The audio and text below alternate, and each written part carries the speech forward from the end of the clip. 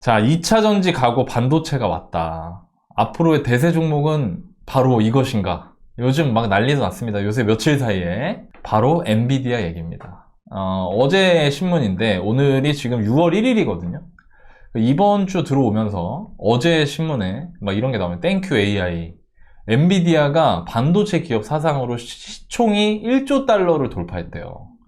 그리고 일주일 전에 와, 올해 들어서 165%. 근데 사실 어제까지만 해도 그제까지만 해도 180%였거든요. 그리고 또 이런 얘기가 불난 데다가 기름을 부었죠. 이거 지금 마약보다 구하기 힘들다. 그게 뭐냐면, 엔비디아가 독점하고 있는 그래픽 칩, 즉 GPU라는 건데요. 이거를 구하기가 너무 힘들어졌다고. 근데 심지어 이 얘기를 누가 했냐면, 테슬라의 일론 머스크가 했습니다. 그러니까 테슬라의 일론 머스크 같은 사람이 야, 지금 마약보다 구하기 힘들어, 이게. 그게 뭔 줄 알아? GPU라는 거야. GPU는 AI의 핵심 부품이야. 근데 이걸 누가 만든다? 엔비디아가 만든다. 그것도 거의 독점을 하고 있다. 그러면서 주가가 지금 날아가고 있는 거죠. 미국 기업의 시가총액 순입니다. 1조를 넘는 게 원래 4개밖에 없었어요. 그 4개는 주식을 안 하는 사람도 알아. 애플, MS, 알파벳. 알파벳은 이제 구글의 지주회사 같은 그런 모기업 같은 그런 거죠.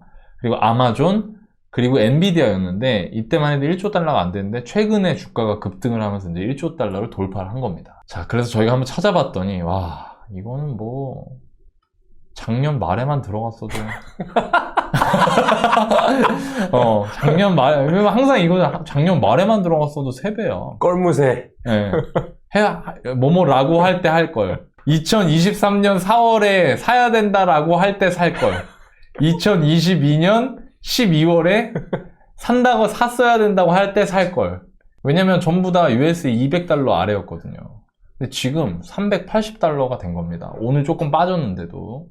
그럼 도대체 이제 알아봐야겠죠. 엔비디아가 난리인데 도대체 왜 이렇게 올라간 걸까?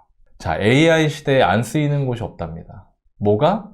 엔비디아가 거의 독점하다시피 한 GPU가. 신문을 저희가 한번 찾아봤는데 엔비디아 폭풍 성장의 원동력은 GPU다. GPU란 컴퓨터에서 그래픽과 영상을 빠르게 처리해서 결과값을 모니터에 출력하는 장치래요. 저 G가 이제 그래픽스의 약자거든요. 이 시장을 선점한 데가 엔비디아. 이 엔비디아가 1999년부터 이 GPU라는 용어 자체를 정의한 회사입니다. 그러니까 그 정도로 엔비디아, 그러니까 이런 거 있잖아요. 야, 스카치 테이프 가져와. 스카치가 고유명사. 데일밴드 갖고 와. 약간 이런 느낌이에요. 야, GPU 갖고 와가 엔비디아 GPU 갖고 와. 이거거든요. 약간 느낌이. 그리고 이게 왜 그러냐면 AI가 이제 걔도 공부를 시켜가지고 똑똑해지는데 걔가 딥러닝을 할 때 이 GPU라는 게 많이 필요하대요. 이 사람이 그 엔비디아의 대표입니다. 대표, CEO. 젠슨 황. 그 CEO가 굉장히 지금 자신있게 막 뭔가 멋지게 연설을 하고 있죠. 까만색 저 가죽 자켓 입고. AI 활용하지 않는 회사는 이제 망할 거야. 근데 그 얘기 뭐냐면, 니네는 모두 우리의 고객이 될 거야. 이런 자신감을 보여준 거죠. 근데 여기서 잠깐, 오케이, 알겠어요. 왜 지금 무슨 일이 일어나고 있고, 왜 이렇게 됐는지도 알겠어. 근데 중요한 거는 우리는 공부만 하는 사람이 아니라 돈을 버는 거잖아요. 투자자 관점을 봐야 된단 말이죠. 여기서 제가 대표님한테 물어보고 싶은 게 있습니다. 이렇게 올랐는데 큰일이다. 이거 매력적입니까? 이 회사? 큰일이다. 네? 엔비디아를 네. 세계 5위 시가총액의 기업이고 네. 최근에 3배가 오른 이 주식을 네. 제가 매력적이지 않습니까? 좋다고밖에 아니 모든 사람들이 AI를 다 쓴대잖아요. 그렇죠. 모든 회사가 다. 그렇죠. 네. 그렇죠. 그러니까 이제 뭐 사람들이 좋다고 얘기를 하는 것인데 네. 이 매력적인 기업이냐만 했으면 제가 그냥 바로 예스를 했을 것인데 네. 돈을 버는 투자자 관점이라고 네, 또 네. 꼭 집어주셔가지고 네. 엄청나게 부담이 됩니다. 아, 그렇습니까? 이거 진짜. 아, 네. 저희가 뭐 여러 가지 좋은 기업들 많이 했잖아요. 네, 여기서 네. 네옴시티 얘기도 했었고요. 그렇죠. 그렇죠. 그다음 에코프로 BM 얘기도 했었고요. 그렇네요. 그렇죠. 삼성전자 얘기도 했었고 많이 네. 했습니다. 네. 근데 엔비디아까지 얘기하기가 참 어려운데요. 네. 저는 솔직하게 말씀드려볼게요. 네. 솔직하게. 저는 개인적으로 네. 김현주는 네. 안 살 것 같아요. 아. 오르기 전에도 마찬가지예요. 진짜요? 네. 3분의 1 토막일 때도 못 샀을 것 같습니다. 물론 이제 그냥 미래를 보고 내가 수정구수를 읽을 수 있는 사람이어서 얘네가 이제 2023년 5월에서 6월 사이에 3배 오른대라는 거 알았으면 사겠지만 그게 아니라 주가가 오르내리는 거랑 상관없이 너 엔비디아 매수할 수 있어? 라고 하면 김현준의 투자 방법에서는 투자하기가 조금 어려워요. GPU로 많이 버는데 그것보다 시가총액이 제가 생각할 때 비싸다고 느껴지는 거죠. 주가를 보는 거네요. 네. 근데 그렇다고 해서 이게 또 안 좋다 제가 확실하게 뭐 다른 주식들처럼 말씀드릴 수가 없는 게 제가 요새 고민하는 분야 중에 하나예요. 이게 뭐냐면 정말 훌륭한 기업일 거잖아요. 네. 전 세계적으로 저런 걸 만들 수 있는 회사가 얼마나 되겠어요? 세계에 2개밖에 없대요. GPU를 제대로 만들 수 있는 회사가 엔비디아가 시장 점유율 90%, 와. AMD가 10%, 나머지 뭐 몇 개 이렇게 몇 프로씩 있나 봐요. 그러니까 이런 세상에서 저런 기업을 만든다는 게 정말 훌륭하긴 한데 이 훌륭한 기업을 그냥 무작정 장기 투자하면 부자가 된다라는 설도 있긴 있어요. 이 투자계에서. 그렇게 있더라고요. 네. 근데 저는 그거를 무시할 정도의 깜냥이 되진 못해요. 그런 사람들도 훌륭한 사람인 것 같아. 근데 저는 약간 쫄보여가지고 이게 좋아? 근데 좋지만 좋으면서 싼 것까지 난 필요해 라는 투자자여서 사실은 이 엔비디아가 지금 3배 오르건 또는 3분의 1 토막이 나 있건 이익을 이 회사가 더 많이 내건 AI를 더 잘 되건 안 되건 김현준은 투자하기 어렵지 않았을까. 엔비디아를 딱 놓고 보면. 좋습니다.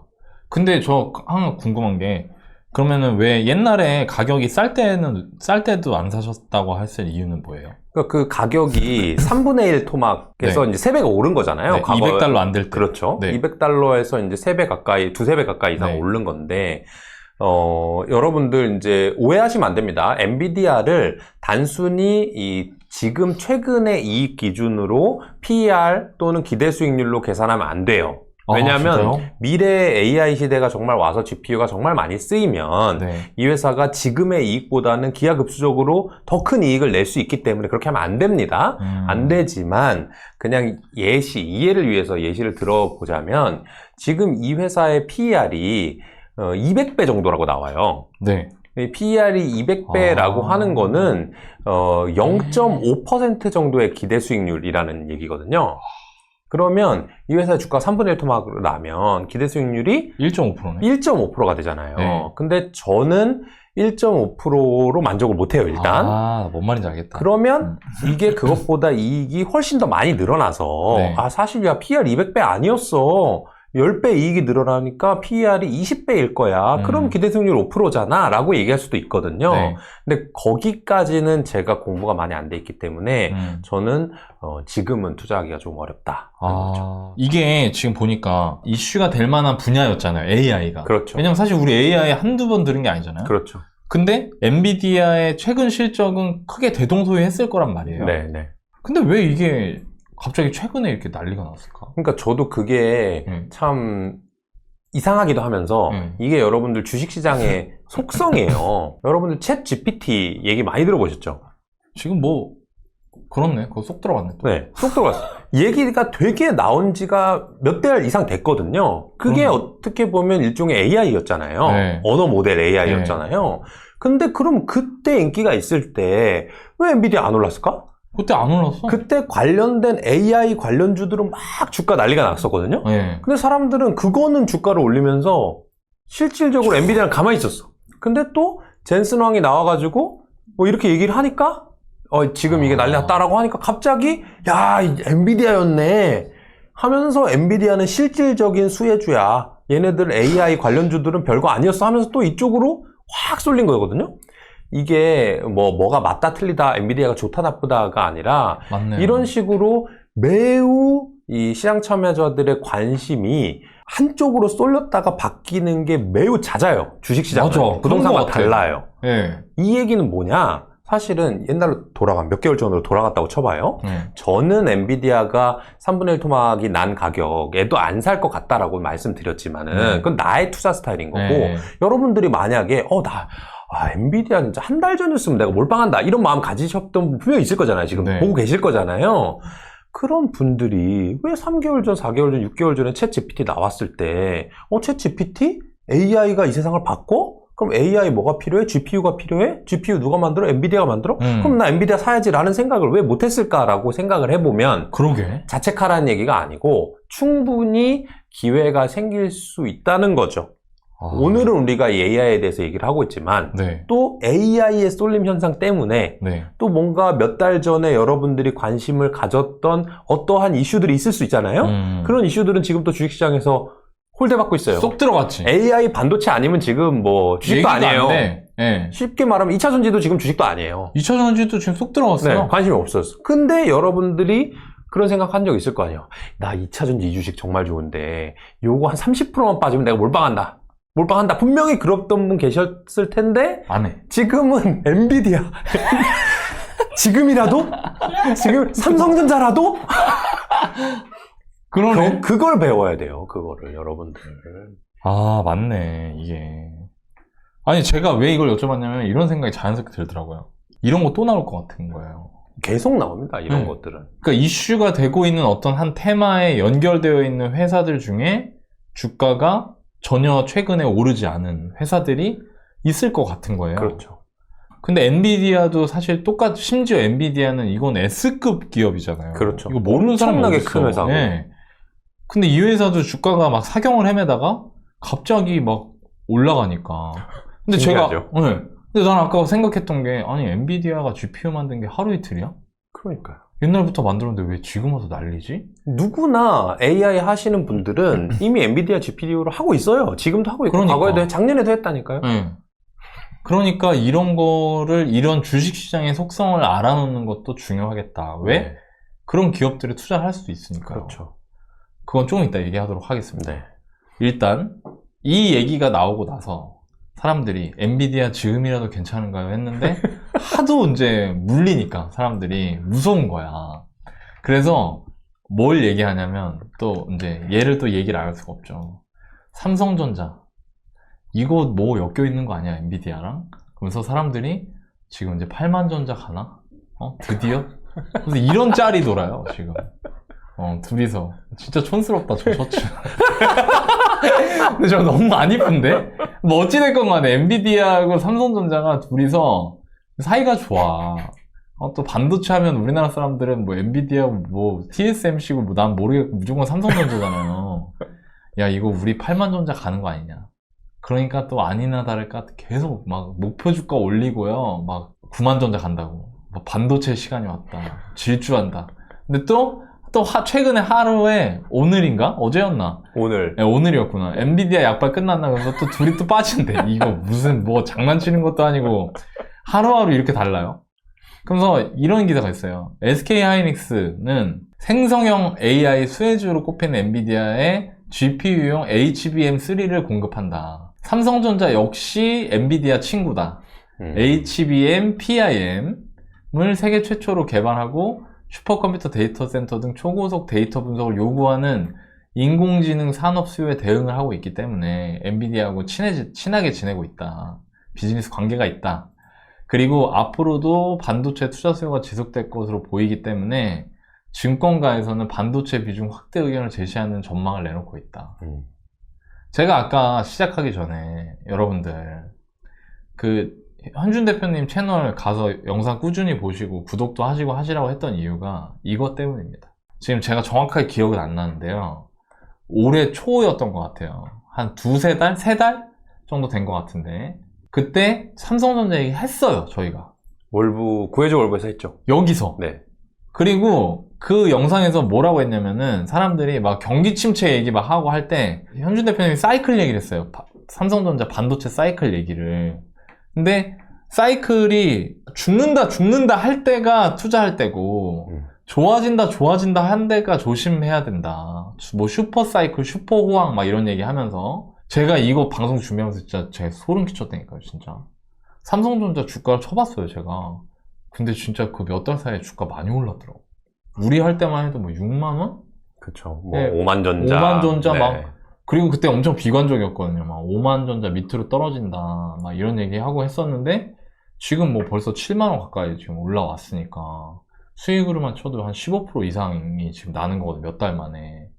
근데 그때 현준 대표님이 얘기해 주셨던 그 방송 내용과 인사이트가 이거 주식 투자할 때 이것만 알고 솔직히 저처럼 종목을 몰라서 지수 투자하는 사람도 이 정도로만 해도 돈은 절대 안 잃겠다는 생각이 많이 들었어요.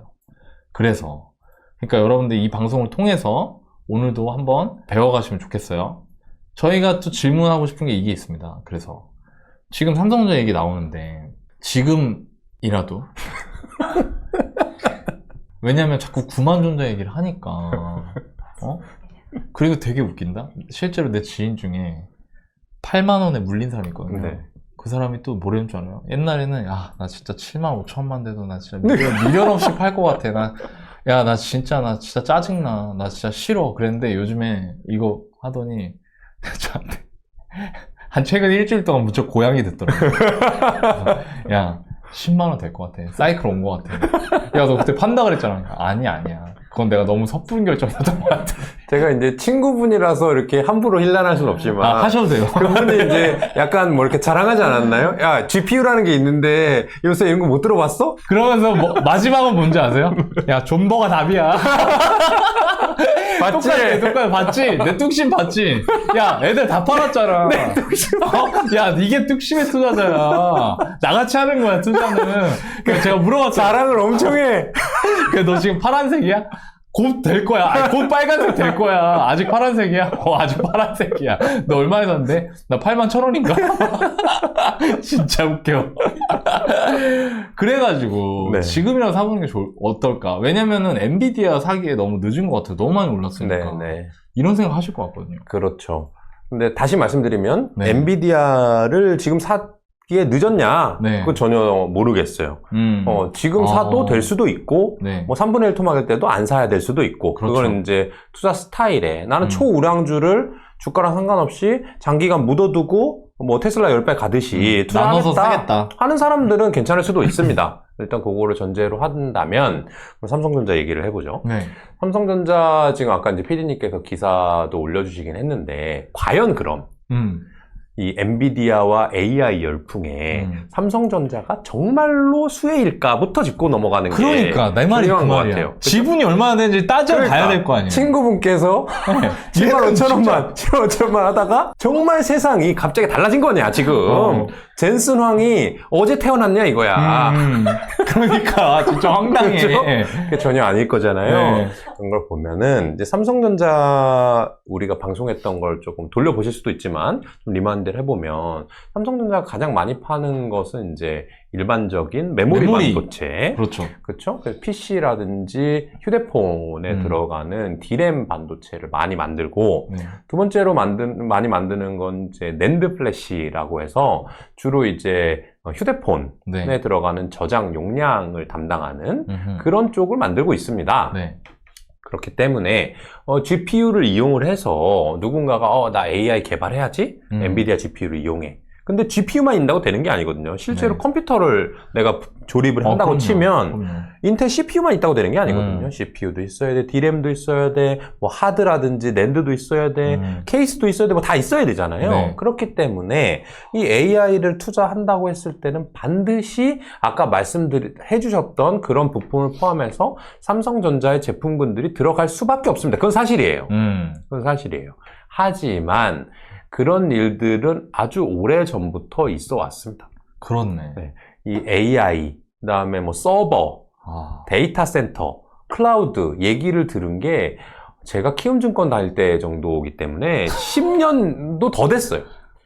계속해서 그 분야는 말하자면 큰 메가 트렌드였고요. 거기에 있었던 삼성전자 그리고 관계된 회사들이 그걸로 돈을 많이 번 것도 사실입니다. 네. 그렇기 때문에 오늘 갑자기 이 AI가 됐다 해서 삼성전자의 메모리 반도체가 되게 많이 팔리냐?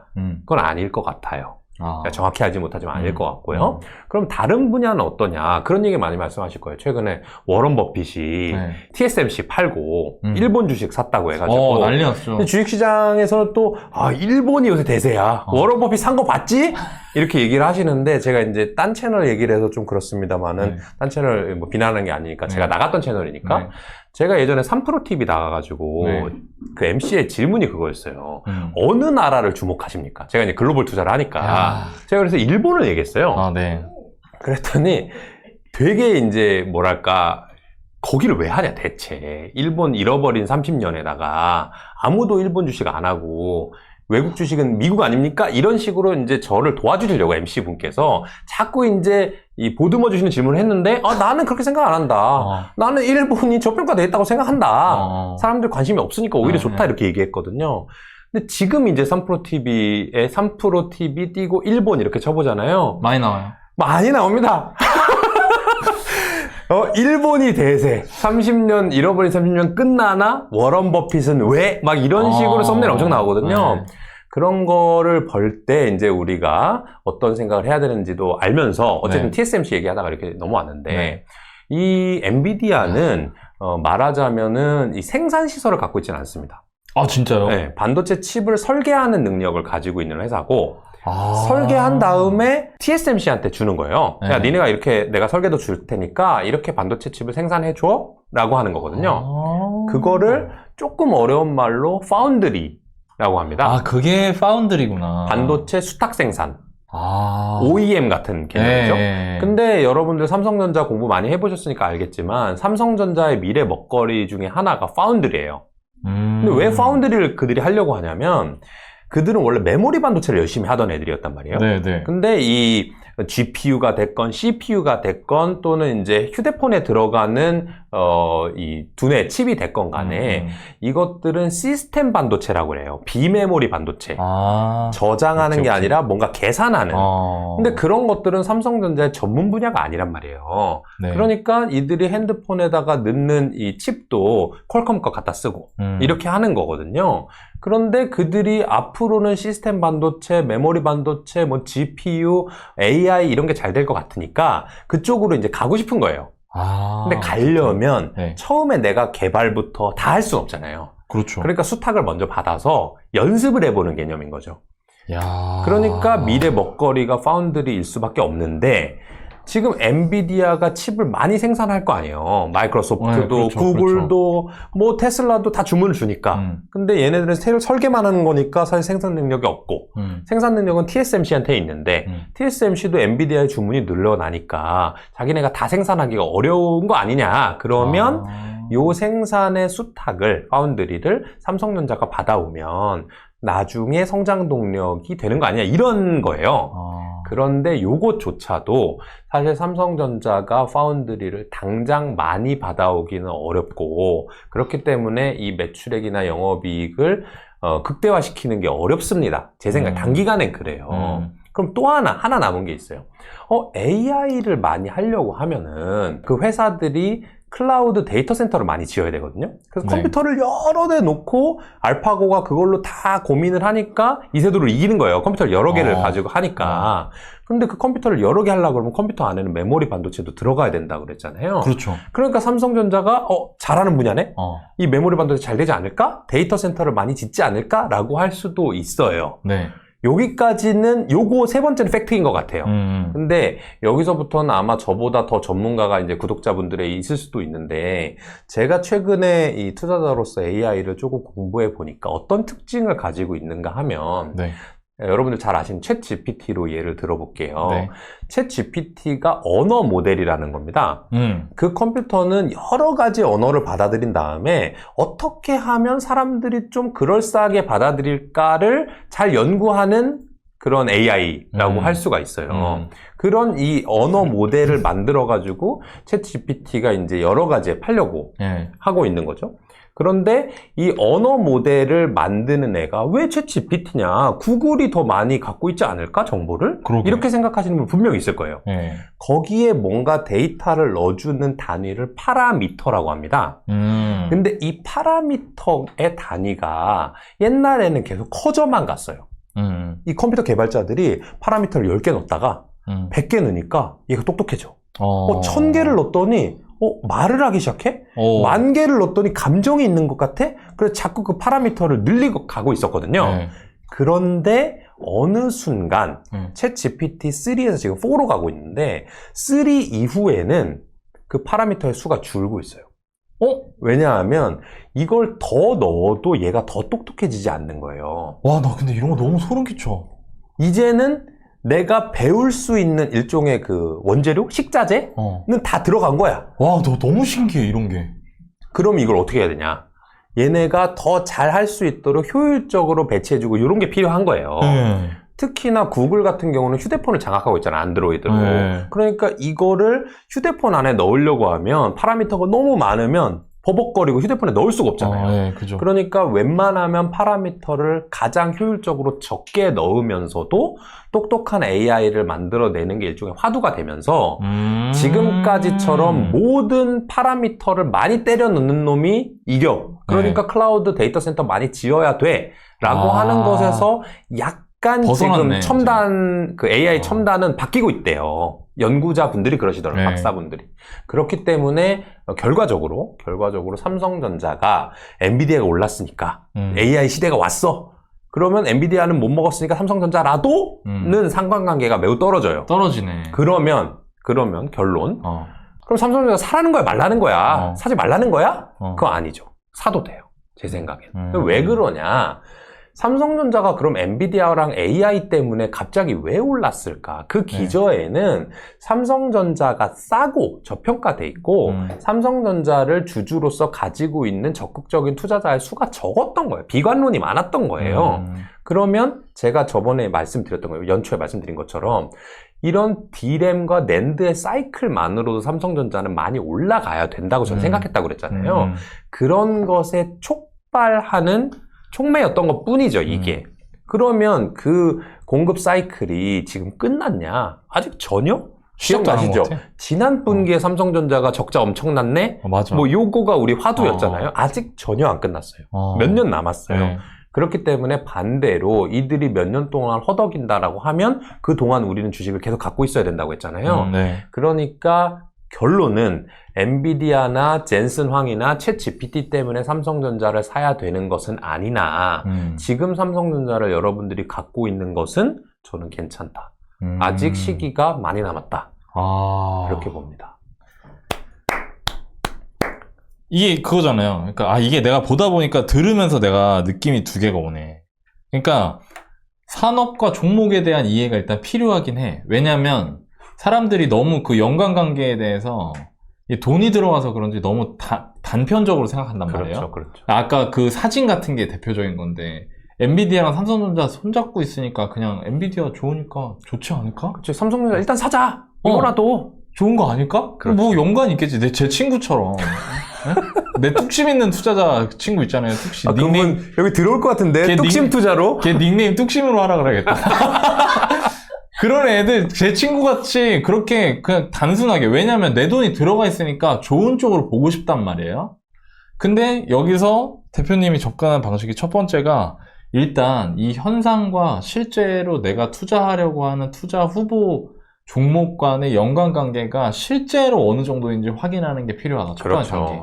즉 지금 이 엔비디아 주가가 오르는 이유는 AI에 들어가는 필수적인 부품인 GPU라는 거를 엔비디아가 독점하고 있기 때문에, 그 설계 능력을 갖고 있기 때문에. 근데 AI에 GPU가 들어가는 것도 뜯어보니 GPU라는 게 시스템 반도체에 해당되고, 이 시스템 반도체에 해당되는 것들이 진짜 이 AI하고 연관성이 높을 수 있다. 그런데 실제로 삼성전자 비즈니스를 보면은 시스템 반도체가 아니라 기업 저장 장치, 그러니까 메모리 반도체에서 세계 탑 수준인 거고, 이거는 오히려 지금 현재 트렌드, 그러니까 발전 단계상 더 많이 필요한 단계는 아닌 것 같다. 아닐 수도 있다. 그렇죠. 아닐 수도 있다. 그러니까 이 연관관계가 사실상 AI와 삼성전자의 연관관계가 생각보다 크지 않을 수 있다는 거.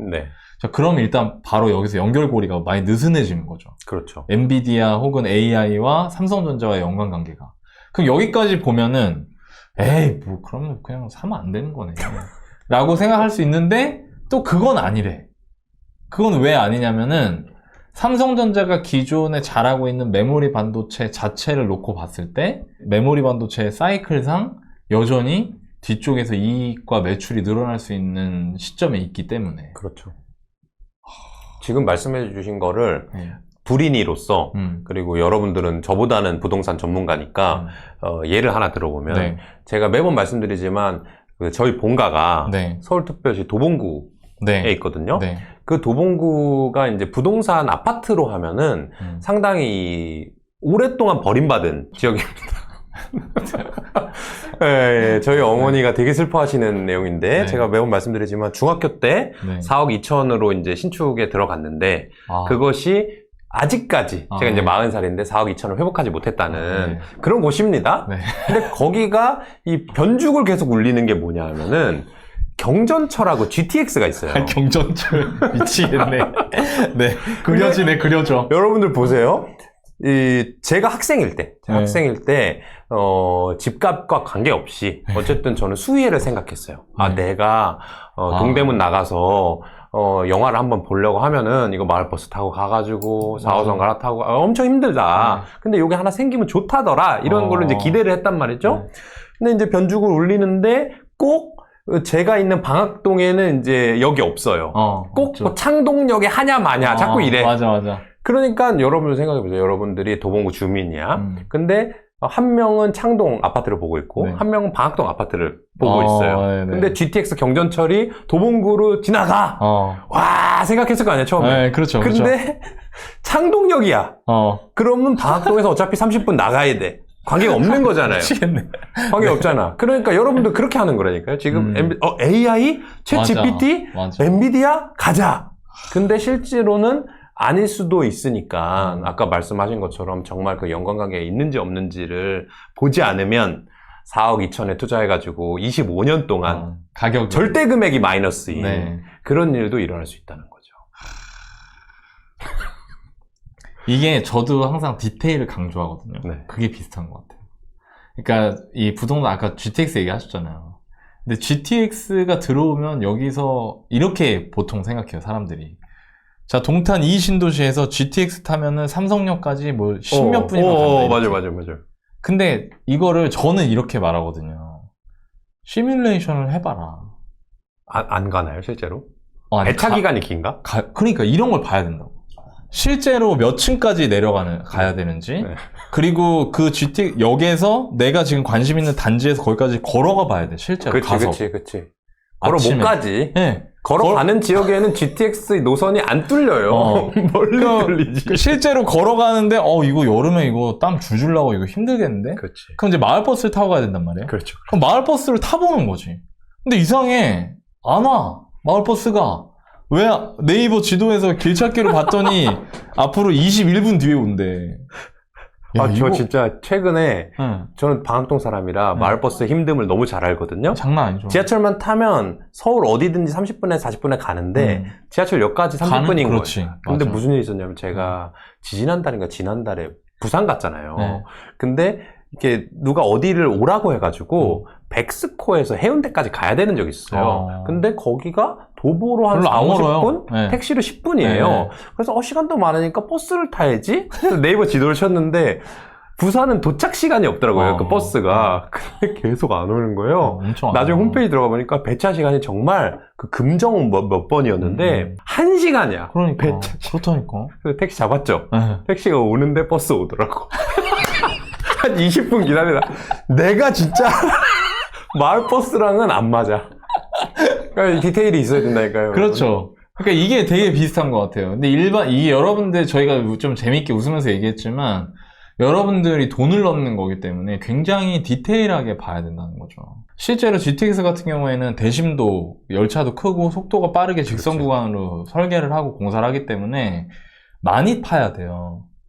그러니까 이 타고 내려가는 것도 시간이 걸릴 거란 말이에요. 엘리베이터 출근 시간에 엘리베이터 2대 있는데 사람들 줄 쫙 서 있고 엘리베이터도 기다렸다 맞아. 타는 거 이런 거를 상상을 해봐야 된다. 그래서 실제로 내가 효용 가치가 얼마나 되는지를 디테일하게 따져봐야 되거든요, 부동산은.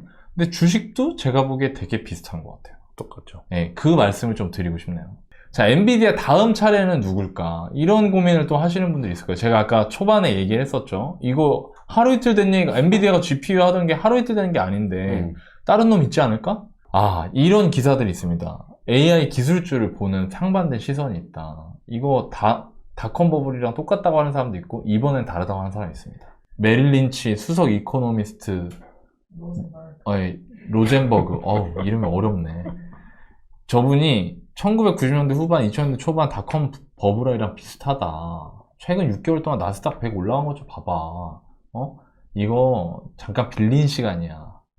이거 보면서 이런 생각 한단 말이죠. 엔비디아 같은 거 어떻게 찾아낼 수 있는 방법 없을까? 지금도 그런 게 많을 텐데.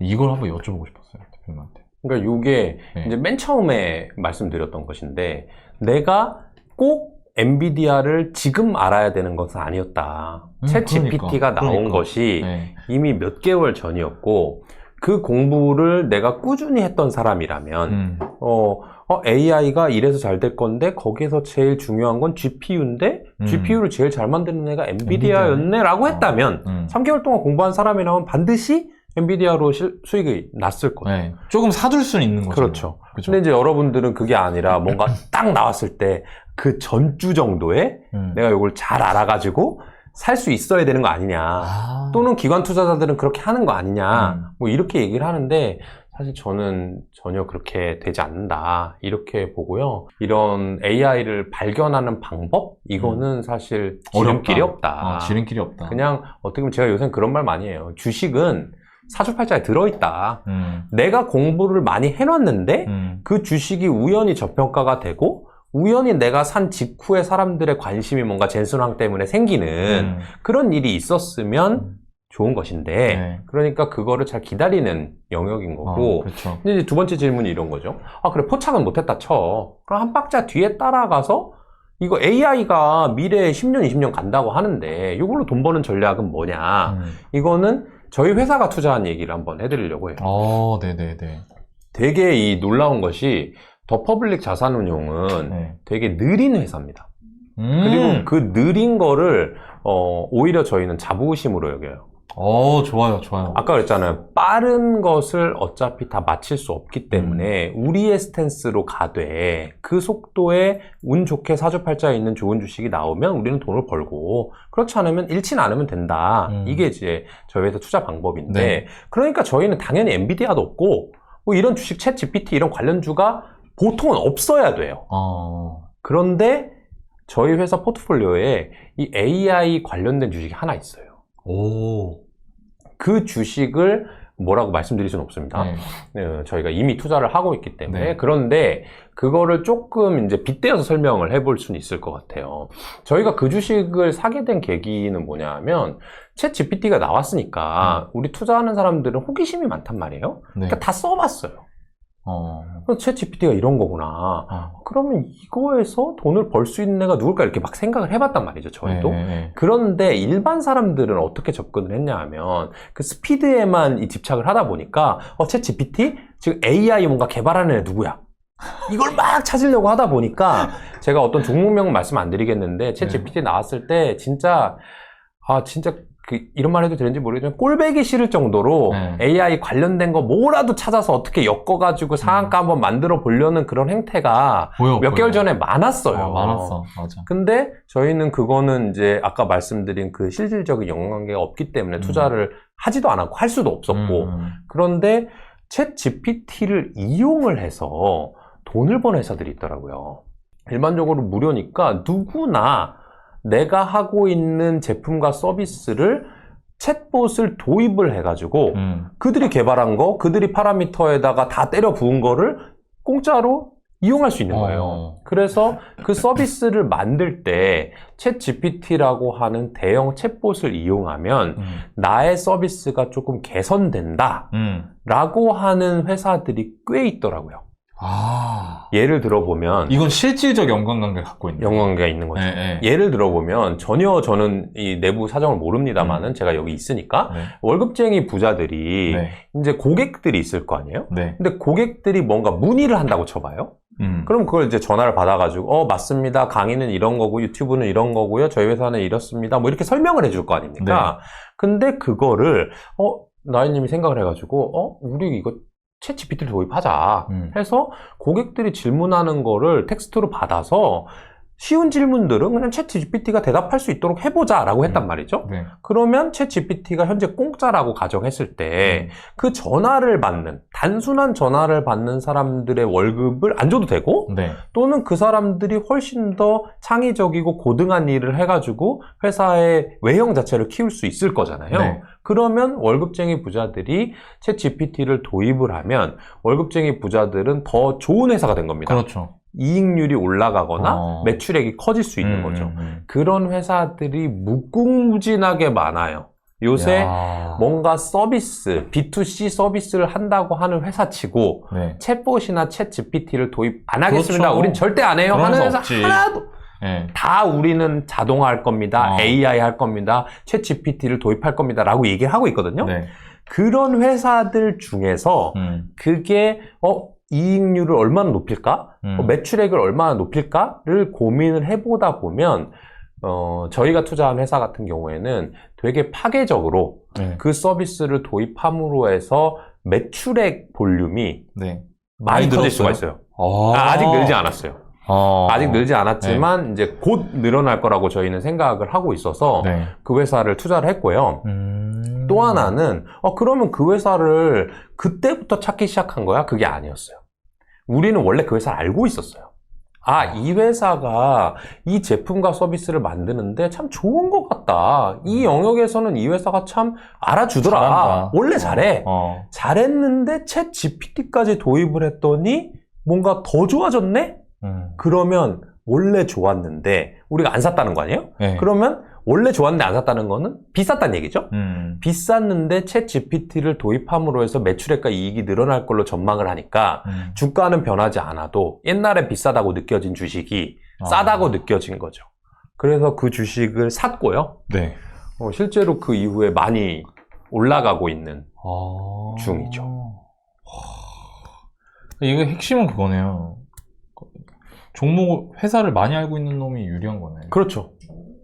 그죠? 그러니까요. 아까 제가 사주팔자에 있다는 게, 그러니까 여러분 오해하시면 안 되는 게 가만히 있는데 운처럼 떨어지는 게 아니고, 다 준비를 해놓고 이것도 알고 저것도 알고 내가 좋아하는 주식은 뭐고 나는 주식을 어떻게 스타일 해야지 해놓고 그물을 받치고 있어야 고기가 떨어지는 거지. 그냥 가만히 있는데 고기가 내 밥상에 딱 떨어지는 게 아니란 말이죠. 부동산하고 똑같아요. 그렇죠. 솔직히 이게 저는 너무 소름이 끼칠 정도로 똑같아서. 그러니까 제가 GTX를 다시 한번 말씀드리면 GTX가 만약 호재인지 악재인지 모르지만 호재라고 가정해 볼게요, 뭔가. 근데 GTX가 딱 뚫렸대.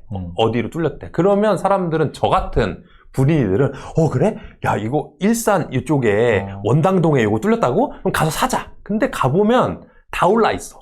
다 올라 있거나 내가 살만한 거는 다 축정이었던 걸 알고 보면. 근데 이 나이 팀장님 같은 경우에는 이미 거기에 다 알고 아파트 다 알고 있으니까 이미 아니까 의사결정도 빨리 내릴 수 있고 진지하게 GTX랑 정말 호재가 정말 맞닿아 있는 것, 그 중에서도 아직 사람들이 잘 모르는 것을 알고 있으니까 살 수 있는 거거든요. 그러니까 여러분들이 그 그물망을 촘촘하게 해놓고 상당히 오랜 기간 공부를 한 다음에 그 다음에 떨어지는 물고기를 잡아도 돈을 버는 건 순식간이거든요. 이게 그게 있어요. 제가 좀 예를 들면은 지금 신안산선이라는 게 있거든요. 신안산선. 네. 근데 지하철 이게 의미가 좀 있어요. 이 노선이 왜 의미 있냐면 오해하지 마시고요. 왜 의미가 있냐면 여의도를 간단 말이에요. 그리고 수도권을 놓고 보면 딱 반으로 쪼갰을 때 서쪽이랑 동쪽 중에 서쪽이 철도나 도로교통이 안 좋아요. 동쪽은 분당이랑 서울 쪽 이어지는데 고속화도로가 3개나 있고 거기에 신분당선도 들어오고 분당선도 들어오고 거기에 또 GTX A 노선까지 꽂는 거예요. 근데 반대로 이 서부 쪽은 이 왼쪽, 그러니까 횡단하는 철도는 몇 개가 있는데 이 종단이 없어요. 그래서 서남부에 사시는 분들이 서울의 서쪽, 그 서울의 서쪽 중에 이제 거점 지역이 여의도인데 여의도 들어오기가 굉장히 힘들었거든요. 그렇죠. 2호선 타고 신도림에 돌아야 되죠. 엄청 올라와서 그게 되게 아예 없어요. 그냥 이 올라오는 노선 철도가 없어. 그렇죠. 그러니까 뭐 안산이나 시흥에 계신 분들은 사실상 너무너무 이제 위쪽으로 올라가기가 힘들었던 거죠. 근데 그거를 뭐 대국소사선이나 그 다음에 신안산선 같은 걸 통해서 극복을 하는데 대국소사선은 직장을 안 가거든요. 근데 신안산선은 여의도를 바로 꽂아요. 근데 이게 굉장히 이게 그 사람들의 실질적 삶을 바꿀 수 있거든요. 근데 되게 웃긴 게 안산에 있는 아파트를 전 다 안단 말이에요. 네네. 그게 지나가는 뭐 장현, 목감 뭐 이런 데를 다 알아요. 아파트를. 그 아파트들을 알고 그 아파트 어떤 아파트 앞에 여기 딱 뚫리는지를 알아요. 그리고 이거는 지금 판지 오래됐어요. 이거는 개통이 될 거란 말이에요. 근데 지금 장이 안 좋아서 무너졌잖아요. 맞아. 그러니까 나 같은 사람은 솔직히 이게 나 다 이미 아파트를 다 알고 있으니까 아까 그물이 펼쳐져 있는 거죠. 그래서 제가 아까 딱 이해한 게 이거 종목을 많이 하는 놈이 무조건 유리한 거네. 네. 그것처럼 부동산도 아파트 많이 하는 놈이 무조건 유리하거든요. 근데 일반인들은 어떻게 생각하냐면 여기에서 탁 내가 그때 사자마자 살려고 그래. 탁 올라가는 거 진짜 알려달라고. 그걸 뭐라고 하냐면 꼴배기 싫다고 하는 거예요, 제가. 그 욕심. 욕심. 그래서 결론, 오늘 방송의 결론입니다. 여러분들이 종목을 꾸준히 시간을 들여서 종목을 꾸준히 공부해 나가시다 보면은 이런 것들이 어느 순간 하나씩 눈에 들어오게 된다는 거죠. 맞아요. 그래서 여러분들한테 올바른 주식 투자 공부법을 알려드리고 싶은 거고, 지금처럼 종목을 하나씩 다 미리미리 평상시에 시간을 떼어서 공부를 해놔야 된다고. 월브닷컴 가시면 클래스 가면은 현준 대표님 강의가 있습니다. 현준 대표님 강의. 사람 뭐라고 하나 볼까요? 1번 준미어드네요. 사람들이 들은 분들이 있어요. 주식을 하고 있지만 기준이 명확하지 않았어요. 내가 기업을 찾는 방법이 맞는 것일까 고민하며 종목을 샀습니다. 차근차근 단계별로 알려주신 이해가 잘 돼요. 이렇게 방송을 하는 이유가 여러분들이 잘못된 방식으로 접근하지 마시고 평상시에 꾸준히 공부를 하세요. 일단은 여러분들이 스스로 공부하실 때 종목을 하나씩 보시는 게 더 중요하고, 그거를 강의로 알려주시는 거죠. 좋은 기업이 무엇인지 알려준다. 누구나 좋은 제품과 서비스를 찾을 수 있지만 좋은 기업을 찾는 건 다르다. 바로 좋은 비즈니스 모델을 갖고 있고 메가 트렌드에 편입되어 있는 기업이어야 한다. 와, 이거 지금 오늘 한 거잖아. 메가 트렌드가 AI라는 것도 메가 트렌드니까. 그리고 그런 것들이 있을 때 훌륭한 기업이 될 수 있는 게 경제적 혜자를 갖고 있다. 그러니까 이런 내용으로 강의에서 현준 대표님이 또 알려드리니까 관심 있으신 분들 한번 들어와 보시면 좋을 것 같습니다. 지금 1기는 졸업을 했나요, 다?